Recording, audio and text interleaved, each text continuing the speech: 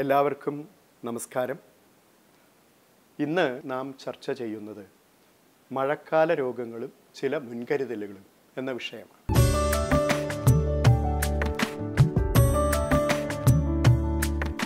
മഴക്കാലത്ത് ഈ തണുപ്പ്, തണുത്ത കാറ്റ്, തണുത്ത വെള്ളം ഇതെല്ലാം നമ്മുടെ ഉപാപചയ പ്രവർത്തനങ്ങൾ, ഫോർ എക്സാമ്പിൾ മെറ്റബോളിസത്തിൽ വരുത്തുന്ന മാറ്റങ്ങൾ, ശരീരധാതുക്കളിൽ അടിഞ്ഞുകൂടുന്ന മാലിന്യങ്ങൾ, ജഠരാഗ്നി നമ്മുടെ ആന്തരികമായ ദഹന അഗ്നിക്ക് സംഭവിക്കുന്ന മാന്ദ്യം, ഇതെല്ലാം കൂടി ശരീരത്തിൻ്റെ രോഗപ്രതിരോധ ശക്തിയെ കുറയ്ക്കുകയാണ് ചെയ്യുന്നത്. ഡെങ്കു, ചിക്കൻ ഗുനിയ, മലേറിയ തുടങ്ങിയ കൊതുകുകൾ പരത്തുന്ന അസുഖങ്ങൾ, അതുപോലെ ജലവും ആഹാരവും മലിനമാകുമ്പോൾ കോളറ, ടൈഫോയിഡ്, മഞ്ഞപ്പിത്തം, അതിസാരം, ഛർദി തുടങ്ങിയ രോഗങ്ങളും വളരെ സാധാരണമായി വരും. ഇത് കൂടാതെ സ്കിന്നിൽ വരുന്ന ഇൻഫെക്ഷൻ, ത്വക്കിൽ വരുന്ന സാംക്രമിക രോഗങ്ങൾ, ഫംഗൽ ബാക്ടീരിയൽ ഇൻഫെക്ഷൻസ്, ഇതൊക്കെയാണ് ഏറ്റവും വളരെ സർവ്വസാധാരണമായി മഴക്കാലത്ത് നമ്മൾ കണ്ടുവരാറുള്ളത്.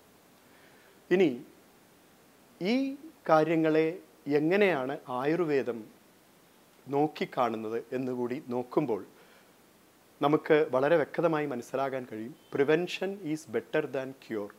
രോഗപ്രതിരോധം തന്നെയാണ് എന്നും നമ്മൾ ചെയ്യേണ്ടത് എന്ന് വളരെ ഊന്നി പറഞ്ഞുകൊണ്ടാണ് ആയുർവേദ തത്വങ്ങൾ പറയുന്നത്.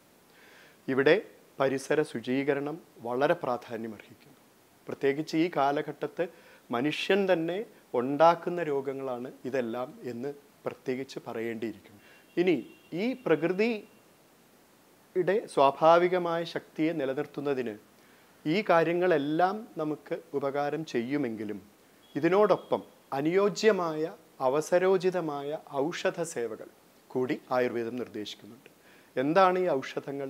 മുഴുവനും പ്രിപ്പയർഡായിട്ടുള്ള മരുന്നുകൾ തന്നെ ആയിക്കൊള്ളണം എന്നില്ല. ചുക്ക്, കുരുമുളക്, തിപ്പലി,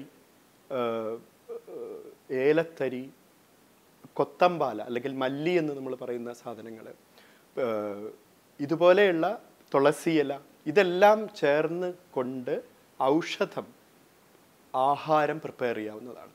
അപ്പോൾ ആ ഔഷധ മുക്കുടികൾ, ഔഷധ കഞ്ഞികൾ, ഇതെല്ലാം പ്രത്യേകിച്ചും ഈ കാലഘട്ടത്തിൽ ഉപയോഗിക്കാനായി കേരളത്തിൻ്റെ ചരിത്രം പരിശോധിച്ചാൽ നമുക്ക് മനസ്സിലാവും. നമ്മളെല്ലാം എല്ലാ വീടുകളിലും ആചരിച്ചു കൊണ്ടിരുന്നിരുന്ന കാര്യങ്ങളാണിതൊക്കെ. പക്ഷേ കാലത്തിൻ്റെ മാറ്റം കൊണ്ട് ഇതെല്ലാം മാറിപ്പോയിരിക്കുന്നു. ഇവയോടെല്ലാം ഒപ്പം തന്നെ ആയുർവേദം പല മരുന്നുകളും അനുശാസിക്കുന്നുണ്ട്. വർഷങ്ങളായി, നൂറുകണക്കിന് വർഷങ്ങളായി ആയുർവേദം ഉപയോഗിച്ചു വരുന്ന വളരെ സേഫായിട്ടുള്ള, എല്ലാവർക്കും, കുട്ടികൾക്കും മുതിർന്നവർക്കും ഒരുപോലെ ഉപയോഗിക്കാവുന്ന ഒരുപാട് മരുന്നുകളുണ്ട്. അവയിൽ ചിലതാണ് രജന്യാദി ചൂർണം, അഷ്ടചൂർണം, വില്വാദി ഗുളിക, ചുക്കൻ തിപ്പല്യാദി, അഗ്നികുമാരം തുടങ്ങിയ ഗുളികകൾ, ശീതജ്വരാരി കഷായം, ഇതെല്ലാം തന്നെ കോർത്തിണക്കിക്കൊണ്ട്, അപ്പോൾ ആഹാരവും ഔഷധവും ജീവിതചര്യയും കൂടി കോർത്തിണക്കിക്കൊണ്ട് ആരോഗ്യത്തെ സംരക്ഷിക്കുക, പ്രത്യേകിച്ചും ഈ മഴക്കാലത്ത് വളരെ വളരെ പ്രാധാന്യമുള്ളൊരു സംഗതിയാണ്.